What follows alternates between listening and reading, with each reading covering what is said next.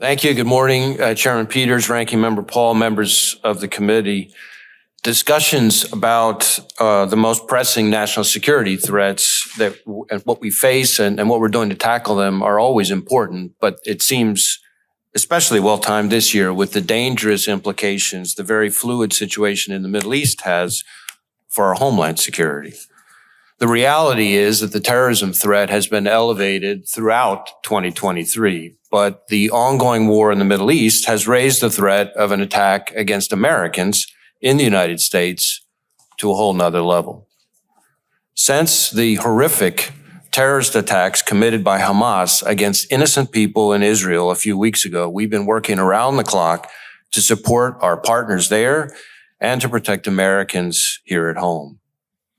We assess that the actions of Hamas and its allies will serve as an inspiration, the likes of which we haven't seen since ISIS launched its so-called caliphate several years ago. In just the past few weeks, multiple foreign terrorist organizations have called for attacks against Americans and the West. Al-Qaeda issued its most specific call to attack the United States in the last 5 years. ISIS urged its followers to target Jewish communities in the United States and Europe. Hezbollah has publicly expressed its support for Hamas and threatened to attack U.S. interests in the Middle East. And we've seen an increase in attacks on U.S. military bases overseas carried out by militia groups backed by Iran. Here in the United States, our most immediate concern is that violent extremists, individuals or small groups, will draw inspiration from the events in the Middle East to carry out attacks against Americans going about their daily lives. That includes not just homegrown violent extremists inspired by a foreign terrorist organization, but also domestic violent extremists targeting Jewish or Muslim communities. We've already seen that with the individual we arrested last week in Houston who'd been studying how to build bombs and posted online about his support for killing Jews. And with the tragic killing of a 6-year-old Muslim boy in Illinois in what we're investigating as a federal hate crime. But as I said a few moments ago, on top of the homegrown violent extremists and domestic violent extremist threat, we also cannot and do not discount the possibility that Hamas or another foreign terrorist organization may exploit the current conflict to conduct attacks here on our own soil. We have kept our sights on Hamas and have multiple ongoing investigations into individuals affiliated with that foreign terrorist organization. And while historically our Hamas cases have identified individuals located here who are facilitating and financing Hamas's terrorism overseas, we're continuing to scrutinize our intelligence to assess how the threat may be evolving. But it's not just Hamas. As the world's largest state sponsor of terrorism, the Iranians, for instance, have directly or by hiring criminals mounted assassination attempts against dissidents and high-ranking current and former U.S. government officials, including right here on American soil. And along those lines, Hezbollah, Iran's primary strategic partner, has a history of seeding operatives and infrastructure, obtaining money and weapons, and spying in this country going back years. Given that disturbing history, we are keeping a close eye on what impact recent events may have on those groups' intentions here in the United States and how those intentions might evolve.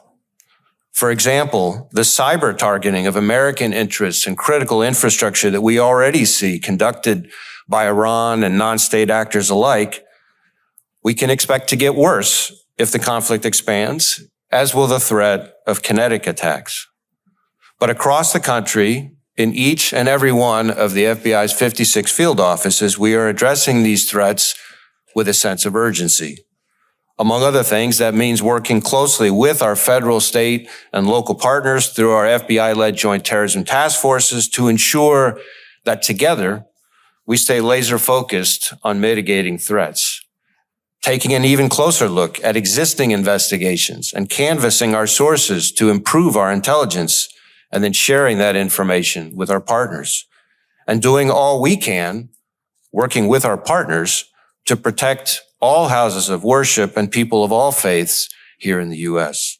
Bottom line, we're going to continue to do everything in our power to protect the American people and support our partners in Israel. Now, protecting Americans from the threat of terrorism is and remains our number one priority. But as you all know, the range of threats we battle each and every day is enormous.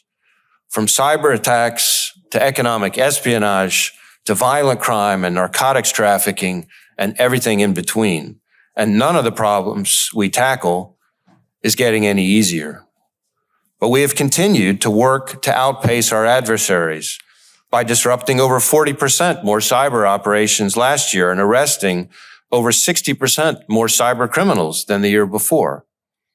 We're aggressively working to protect America's economic security from China's relentless efforts to steal our innovation and intellectual property, with around 2,000 active investigations across all 56 FBI field offices.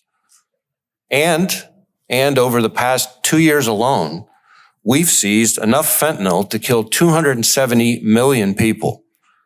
That's more than 80% of all Americans. Now, I am incredibly proud of the FBI's 38,000 skilled and dedicated professionals who tackle these complex challenges to protect their fellow Americans, which leads me to my final point. I think it is our shared responsibility to make sure that the FBI's men and women have the tools they need to keep us all safe. And indispensable in that toolkit against foreign adversaries are the FBI's FISA 702 authorities. It would be absolutely devastating if the next time an adversary like Iran or China conducts a major cyber attack, we don't see it coming because 702, one of our most important tools, was allowed to lapse. Or with everything going on in the world, imagine if a foreign terrorist overseas directs an operative to carry out an attack here on our own backyard, but we're not able to disrupt it because the FBI's authorities have been so watered down. So I'm happy to talk more about all the things the FBI has done in the last few years to make sure we are good stewards of our vital 702 authorities. But I want to close by thanking you again for having me here today, and I'm happy to answer any questions that you have. Director Wray, there are instances where questions for the record are not answered by the FBI till over a year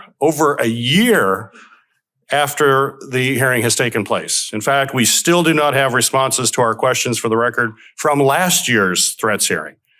Director Wray, that's simply unacceptable. You have had a year waiting for OMB clearance, and that's simply not a valid excuse. We do not accept that at all. Can I have your commitment, as well as our other witnesses here, to prioritize QFRs for this hearing and return members' requests as promptly and as quickly as possible? And what is that time frame? Well, certainly you have my commitment that we will do everything in our power to move the QFRs, the questions for the record, as quickly as possible. As your question noted, unlike correspondence exchange, QFRs, questions for the record, have to go through this interagency OMB clearance process. So we don't have complete control over that, but I will do everything in my power to try to expedite and move that process along to the extent that it's within my power. Well, I hope your power is enough to do it in less than a year, considerably, like other agencies all across government do. Director Wray, same question. Is the FBI still meeting with social media companies? We're having some interaction with social media companies, but all of those interactions have changed fundamentally in the wake of the court's rulings. That's sort of an acknowledgement that perhaps you weren't just talking about national security, child pornography, and human trafficking, right? You had other areas of discussion that did involve constitutionally protected speech. No, that's not an acknowledgement of Well, that. then how did you change your behavior? Out of an abundance of caution, in order to make sure that we don't run afoul of any court ruling. I would say, by the way, of course, that the injunction has been stayed by the Supreme Court. Did anybody from the FBI ever discuss constitutionally protected speech with social media organizations? Not to my understanding. Vaccine efficacy, never discussed any post concerning vaccine efficacy. Well, certainly not, because to my understanding, as you know, the FBI was the first and for a long time the only agency in the intelligence community to assess that the COVID origin was most likely from a lab leak. So the idea that we were engaging I commend you for that, but the Twitter files and other indications, as well as the Missouri versus Biden, list many cases of both DHS and FBI discussing constitutionally protected speech, vaccine efficacy, mask efficacy. People who said, my brother got the vaccine and died yesterday. And the brother actually did die, but proof of cause and effect is one thing. But taking down posts like that was part of the discussion in these meetings. Not by the FBI. We would not have been engaging with social media companies about vaccine efficacy, to my knowledge, certainly. Director Wray, in 2017, the Department of Justice issued subpoenas to members of the House Intelligence Committee, congressional staffers, as well as Senate Judiciary Committee staffers to turn over private information. Were you involved with that investigation, aware of it at the time? I'm not familiar with that specific investigation. This had to do with the leaks, I believe. We have never been told completely, but the leaks concerning the Crossfire Hurricane and the leaks concerning the conversation between Flynn and Kislyak that was wiretapped, that was classified, that somehow got out. But you're not aware of anybody from Congress being investigated? Well, as I sit here right now, that's not something that's ringing a bell for me. Do you see a problem with the Department of Justice issuing subpoenas to congressional staffers who are providing oversight to the very organization that's issuing the subpoenas?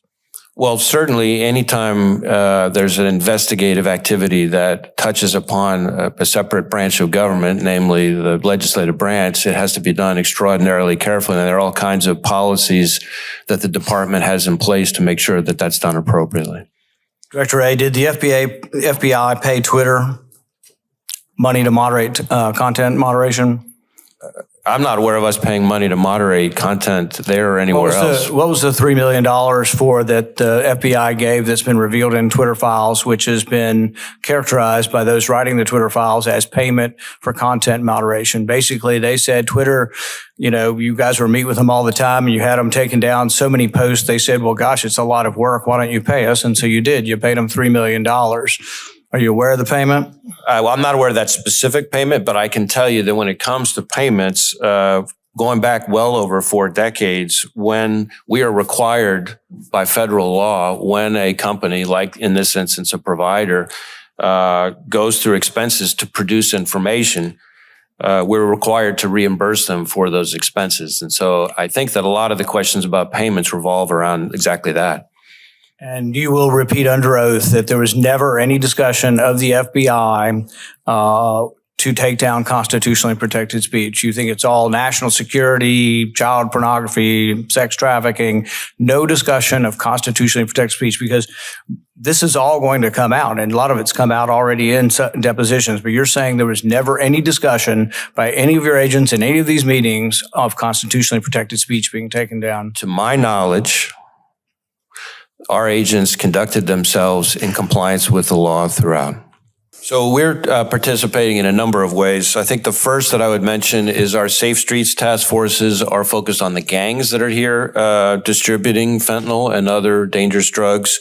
We just, for example, this past month, I guess in September, our Phoenix office, working with our partners, seized something like 400,000 pills. That kind of seizure is becoming almost routine. So there's the distribution side here by the gangs.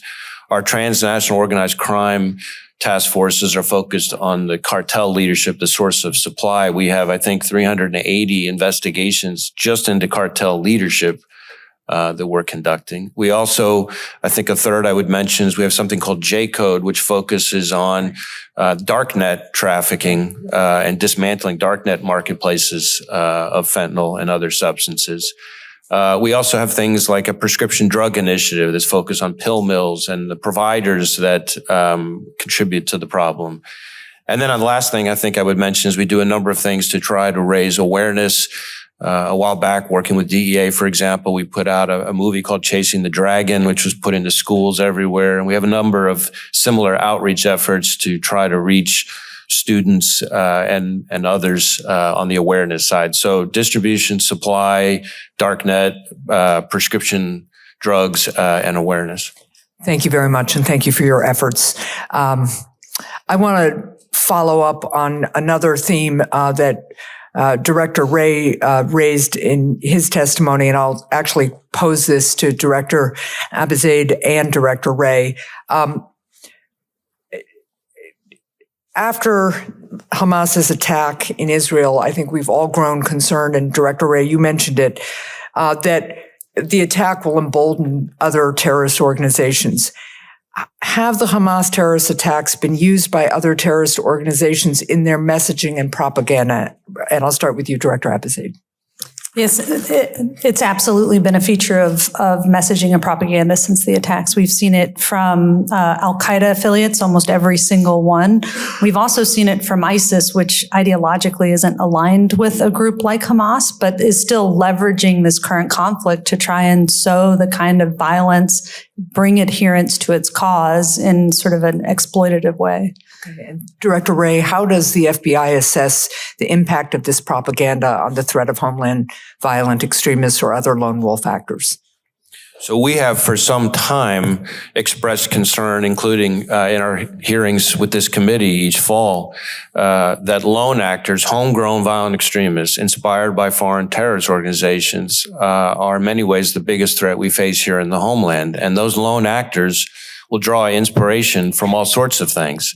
And so to have this many foreign terrorist organizations, this explicitly calling for attacks, significantly, as I said in my opening statement, significantly takes the threat level, the threat environment, the risk to a whole nother level here. We are tackling it both through investigations and outreach and intelligence sharing. Investigations both through all 56 Joint Terrorism Task Forces. And on the hate crime side, we've elevated hate crimes to a national threat priority. We've done lots of outreach with the Jewish community, both nationally with organizations I've personally participated any number of times, and then each of our field offices does as well. We've done active shooter training for those houses of worship, et cetera. But the reality is that the Jewish community is uniquely targeted by pretty much every terrorist organization across the spectrum. And when you look at a group that makes up 2.4% roughly of the American population, it should be jarring to everyone that that same population accounts for something like 60% of all religious-based hate crimes. And so they need our help. Director Wray, you said in your testimony, the threats, they're not getting any easier to deal with. Would having a secure border, would that make your job easier? Well, I will let Secretary America speak for border security, but I will tell you that the threats that we have to contend with that are attributed to the border, cartel violence, distribution of fentanyl, et cetera, are a major The answer is yes. Your job would be a whole lot easier if you weren't having to deal with over 70,000 special interest aliens coming from countries that are of concern to us. So how does that compare to the number of agents you had on, for example, investigating the January 6th protesters? How many agents, at the height of that investigation, how many FBI agents were assigned to that task force?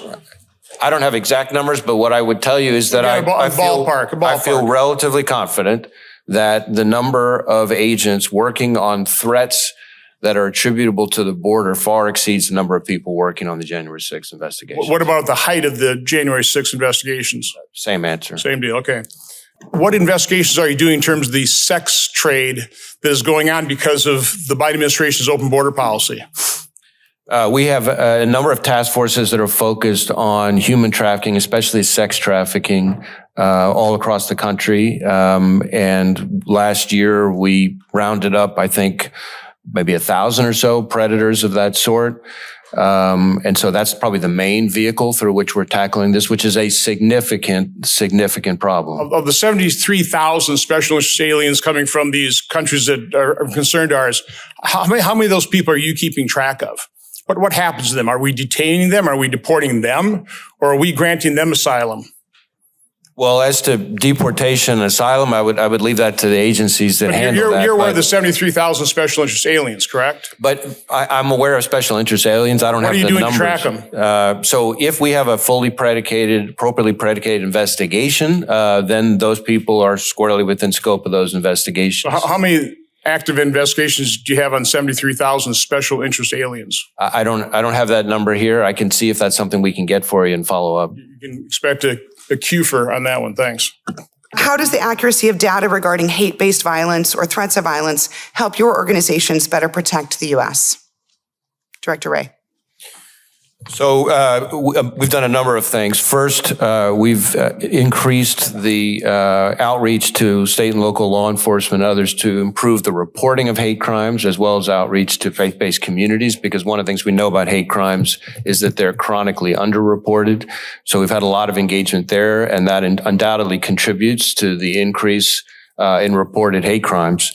But in addition to that, we've created a domestic terrorism hate crimes fusion cell to try to get at offenses, hate-based violent extremist offenses against the faith-based communities, which could be either domestic terrorism or hate crimes. And so the idea was to bring the expertise of both together. That has in turn led to some of the first proactive hate crimes cases, including in particular, the one that I can think of is a disruption of an attempted bombing of a synagogue. So we've had a number of cases like that that we're doing. So we've also elevated hate crimes to a national threat priority.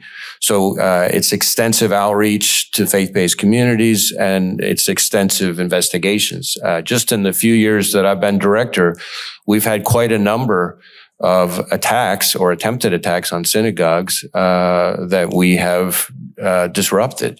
Attempted bombings of synagogues in Colorado and Nevada, attempted shootings up of synagogues in California. Obviously, we had the Colleyville situation. I personally have been to the crime scene at Tree of Life. So it is a major problem and something we're actively engaged in. I will say that this is a threat that is reaching in some way sort of historic levels, in part because, as you know all too well, the Jewish community is targeted by terrorists really across the spectrum, homegrown violent extremists, foreign terrorist organizations, both Sunni and Shia, domestic violent extremists. And in fact, our statistics would indicate that for a group that represents only about 2.4% of the American public, they account for something like 60% of all religious-based hate crimes. And so we're trying to do our part, both by tackling it through our joint terrorism task forces, hate crime investigations, outreach both nationally and locally at every field office level, intelligence sharing, training. I know I've spent a lot of time engaging with SCN, for example, ADL, others. And we also created a fusion cell that brings together the expertise of both our hate crimes folks and our domestic terrorism folks to make sure that we're seeing the full landscape and doing our best to be proactive in this space.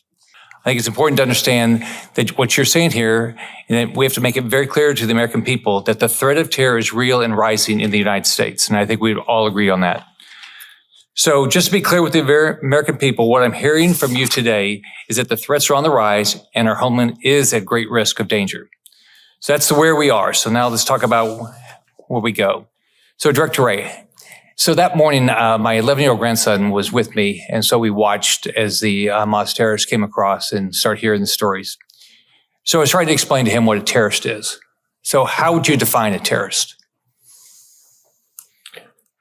Well, I think a terrorist is somebody who commits violence in furtherance of some ideology or political or social goal. It's probably the best definition I would use.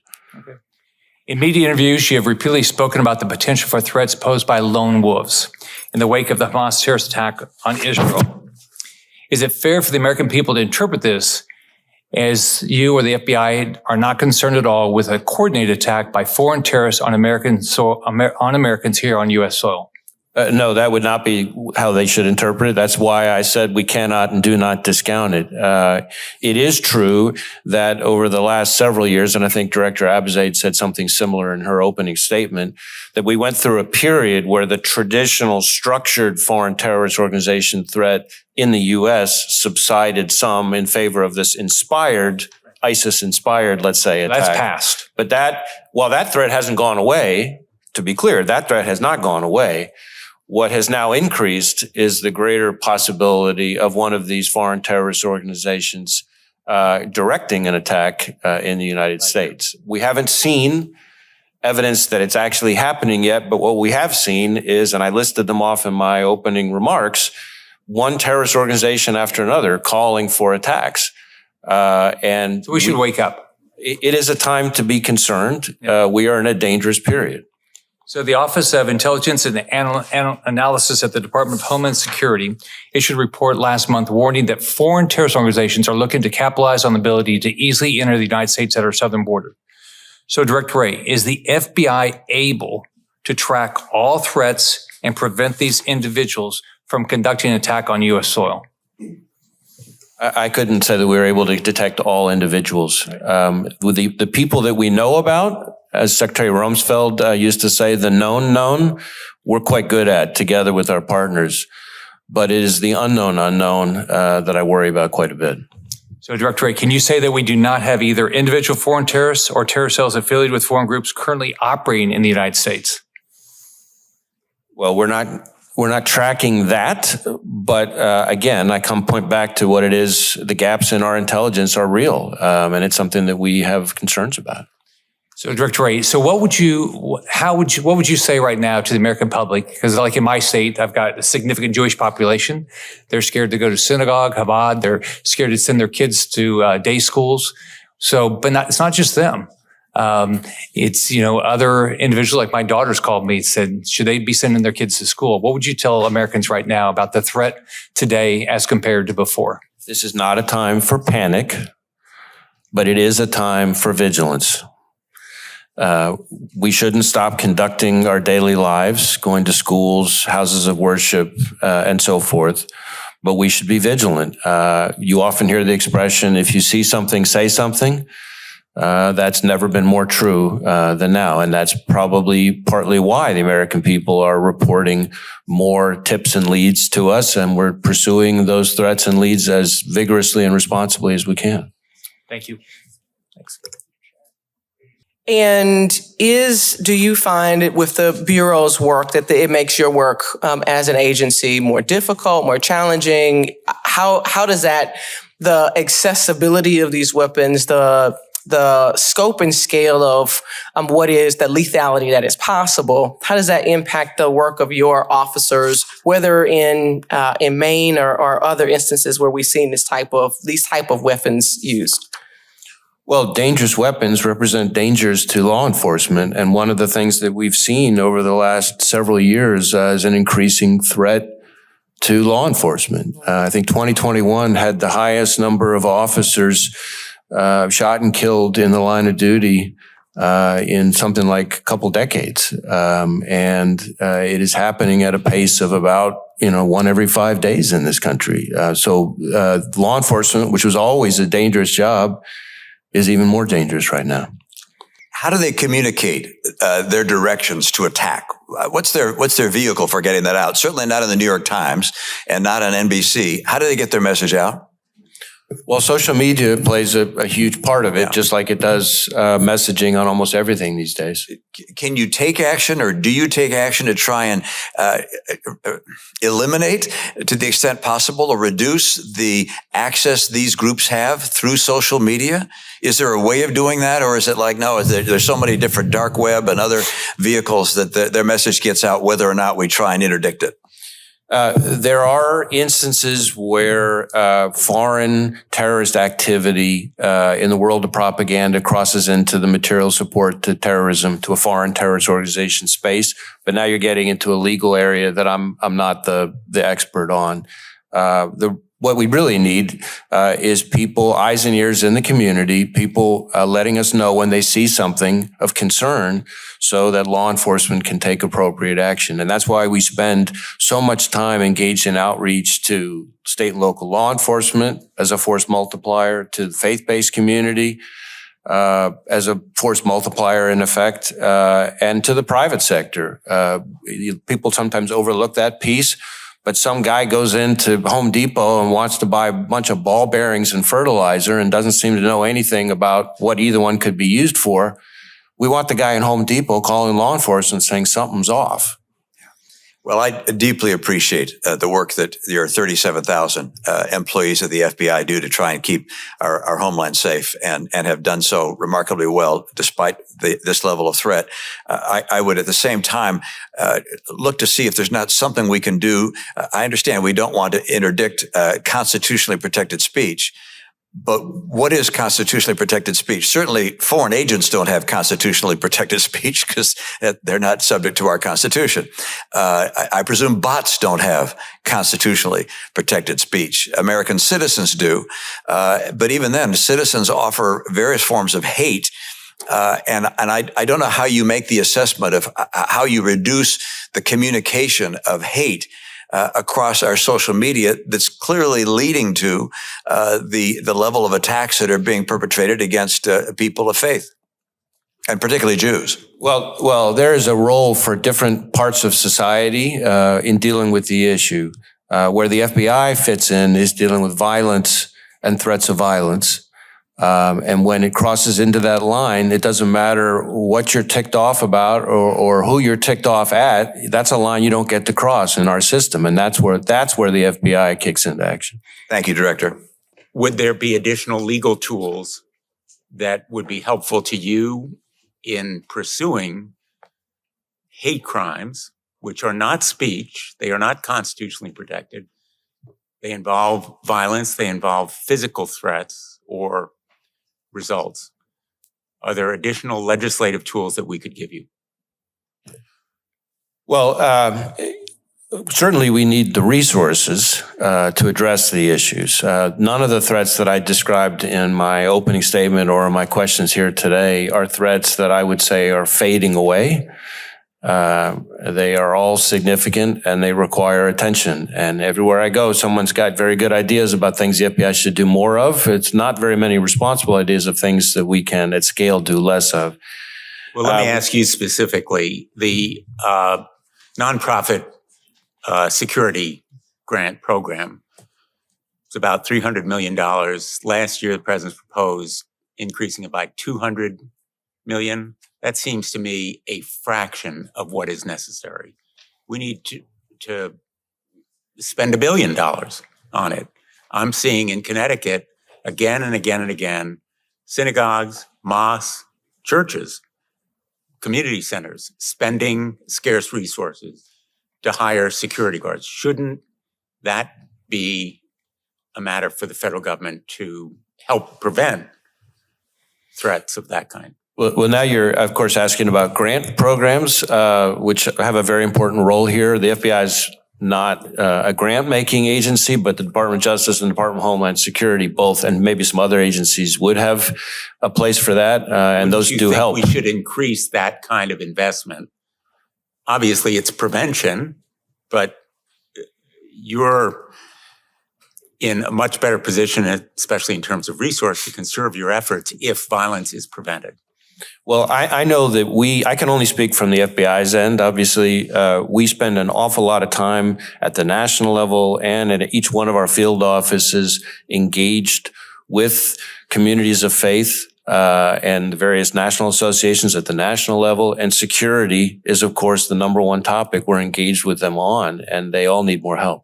Thank you. Director Wray, I was able to help secure through the Project Safe Neighborhoods Grant Program, the DOJ program that helps coordinate U.S. attorneys' offices and state and local law enforcement some additional resources to Georgia, which of course is your home state, and we're proud of that, in order to fight violent crime, in particular in Middle Georgia and in the Chattahoochee Valley. I have had a great experience working with your Atlanta field office and your personnel in Georgia. Will you commit that the FBI and your personnel and teams in Georgia will remain responsive to the needs of local and state law enforcement agencies as violent crime and gun crime continue to take a serious toll? Absolutely. For us, violent crime is a major priority, and including in Georgia. There have been a number of very significant, very impactful violent crime takedowns in the state just since the time we've been engaged in this ongoing dialogue. I know, for example, down in the southern part of the state in Brunswick, our task force down there arrested something like 74 ghost-faced gangsters. And sure enough, within about 3 months, the Brunswick PD was able to report about 50% fewer fentanyl overdoses, which is a pretty significant impact. But we've had huge takedowns like that really all across the state, up in Athens, in Adel, in the middle southern part of the state, obviously in the Atlanta area. And I'm a big fan of Project Safe Neighborhoods, having been heavily involved in the first version of it when I served in the Bush administration. How FBI's capacity to investigate child sexual abuse can be augmented, particularly given the alarming and disturbing growth in online child sexual exploitation, concern that the scope of the threat may be outpacing the Bureau's ability to respond. And we have not yet received a response to the September 13th letter that we sent to the FBI. Will you please commit to get that back to me in short order? We'll certainly get that. I'm not sure the exact timeline, but we'll of course get you a response to your letter as quickly as we can. Okay. Certainly this is an area that's of great importance. And we, for example, I had something called Operation Cross Country, which was a 2-week operation that we did all across the country that located, something like just in that 2-week period, 59 child victims of sex trafficking, 59 additional actively missing kids, arrested hundreds of predators.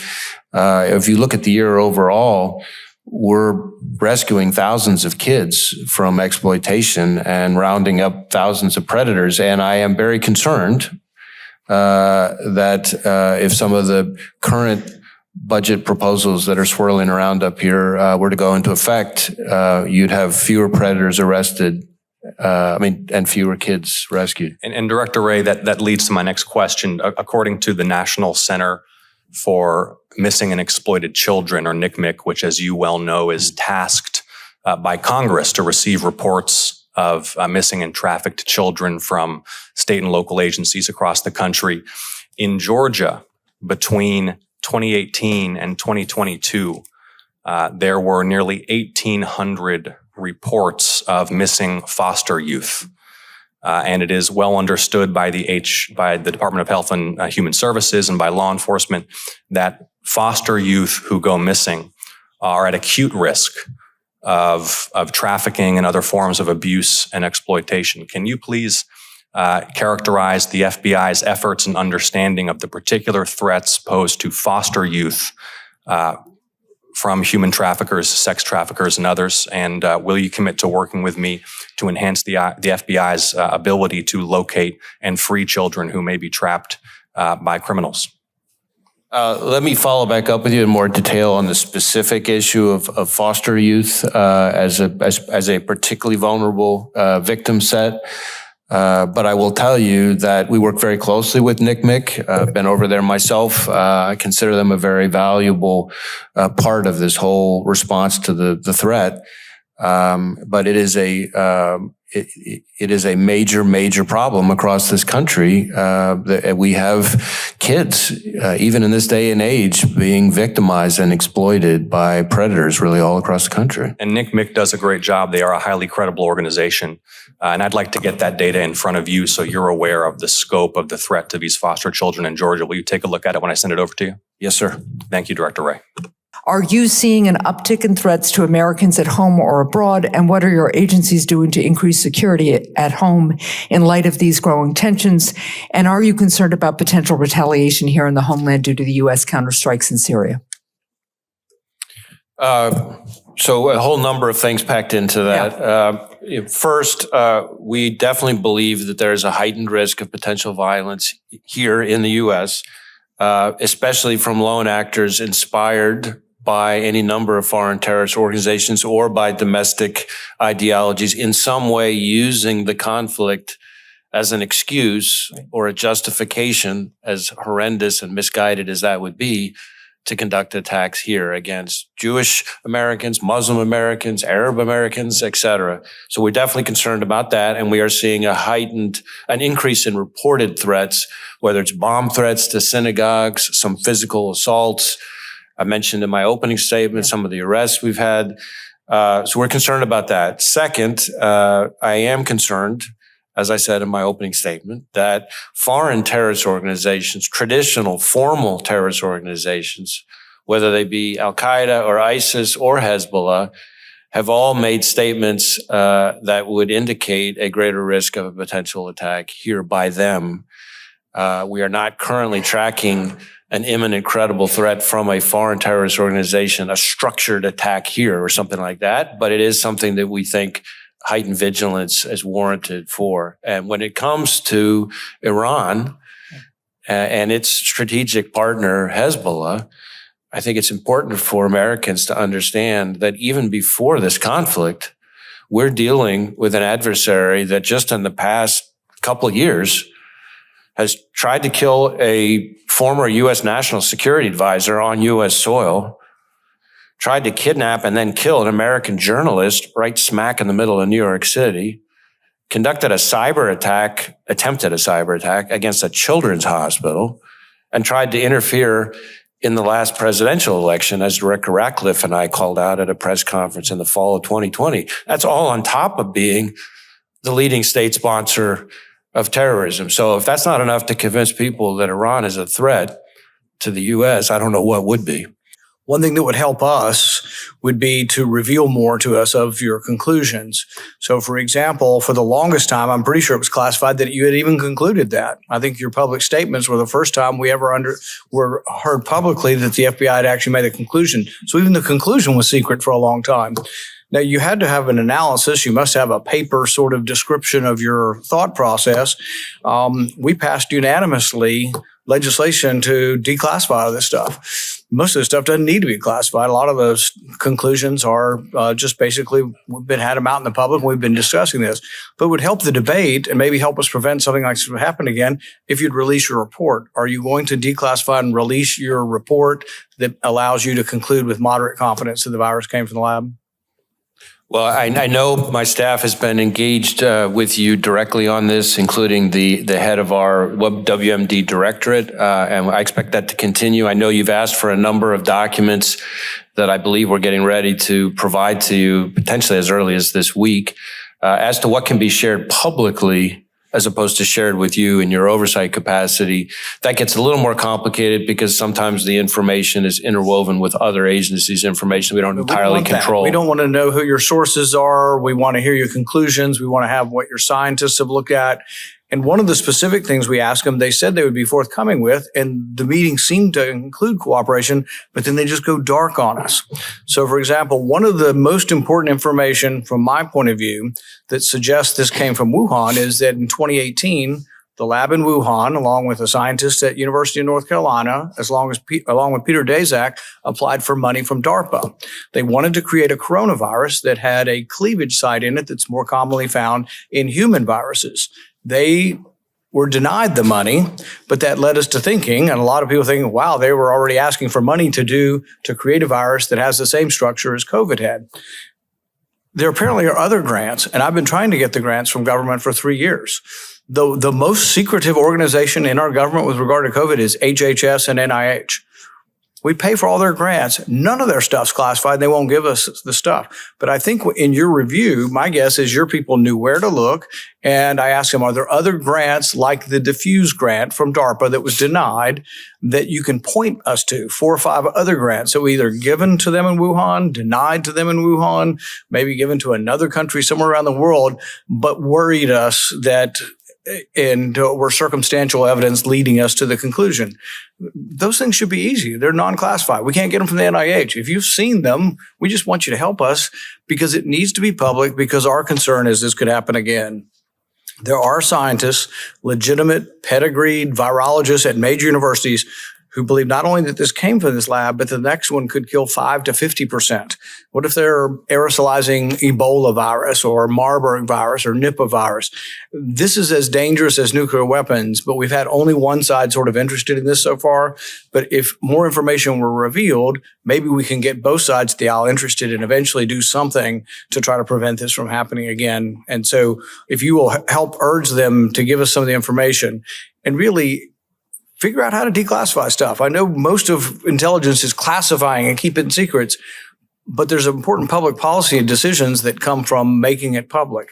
And do it in a smart way where you don't reveal things that you don't want to reveal. But I'm guessing 99% of the report probably already includes no classified information. Well, we look forward to working with you on this. I'm very proud of the work our folks did here. It was rigorous, it was thorough, and for an awful long time, we were the only agency all by our lonesome reaching that assessment. And we will look forward to working with you as best we can. I will say that we continue to investigate, so there may be some issues that get wrapped up in that. But I know that our folks have found the engagement with your office to be productive, and we look forward to continuing that. Why is it that unelected members of the FBI can see the documents unredacted, but I can't, even in a secure briefing room? That makes no sense whatsoever. But that's exactly how federal law enforcement, Department of Justice, the FBI, who are the law, remain above the law, remain above scrutiny, and completely scorn our constitutional responsibility and authority to provide oversight. We just can't do it, as the chairman was talking about earlier, about how you've basically ignored his requests for credit for or questions for the record. Mr. Chairman, may I respond? You may.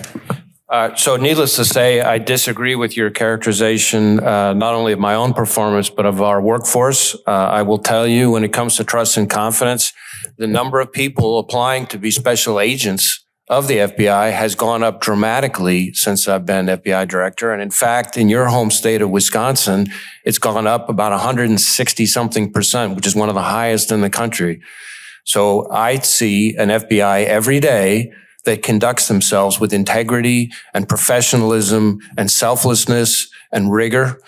And I do not accept the characterization of our performance in this particular case. That is not how I characterized it. I'm talking about partisanship at the top Mr. Chairman? with some specific partisan actors. I said the vast majority of the 38,000 are people of integrity. And the idea that I, as a Republican appointee and a lifelong Republican, am biased in the way that you are describing makes absolutely no sense. I'm happy to read you chapter and verse of all the reasons why that credibility has been destroyed. Last year, we spoke about the threats that drones operated by nefarious actors could pose to our nation's mass gatherings, airports, critical infrastructure. And it was made clear that we must ensure that DHS and DOJ are properly resourced to meet this growing threat. So, Director Wray, officials had to briefly suspend a college football game just a few weeks ago because a concerning drone was spotted over the stadium. At a time when these incidents are unfortunately becoming more common, how can we better resource our nation's law enforcement agencies to effectively deal with this growing threat from these drones?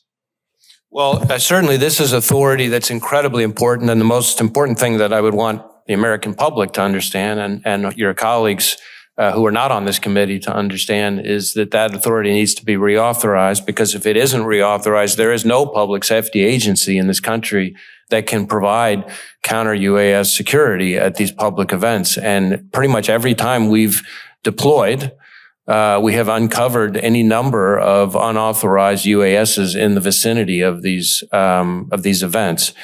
In fact, if anything, in addition to being reauthorized, we need to have a situation where we can start to incorporate state and local law enforcement into this. And as you and I have discussed, there's a plan in place that would have the FBI train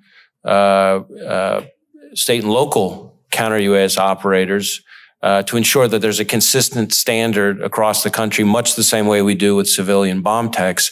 And that would allow greater protection because there are way too many of these events and way too much growth in the use of drones for FBI and DHS alone to be able to protect against it. But most importantly, the authority that's about to expire needs to be reauthorized. Otherwise, we're, as a country, effectively defenseless.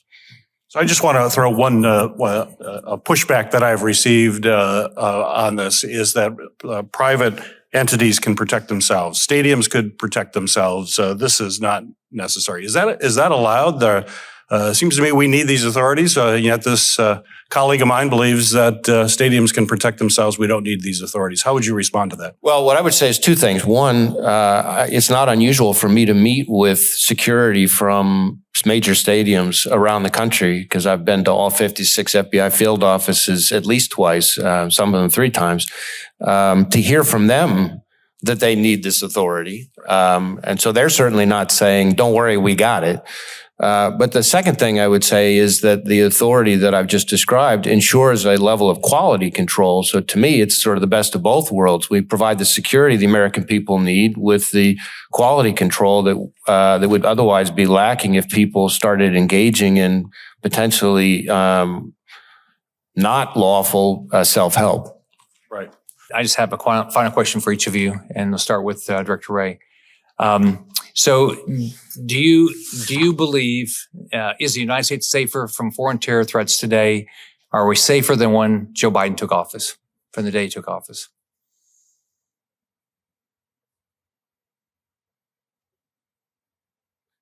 What I would say to you is that the terror threats have elevated, but I also think there are a lot of things the country has done throughout law enforcement to be better prepared to deal with them.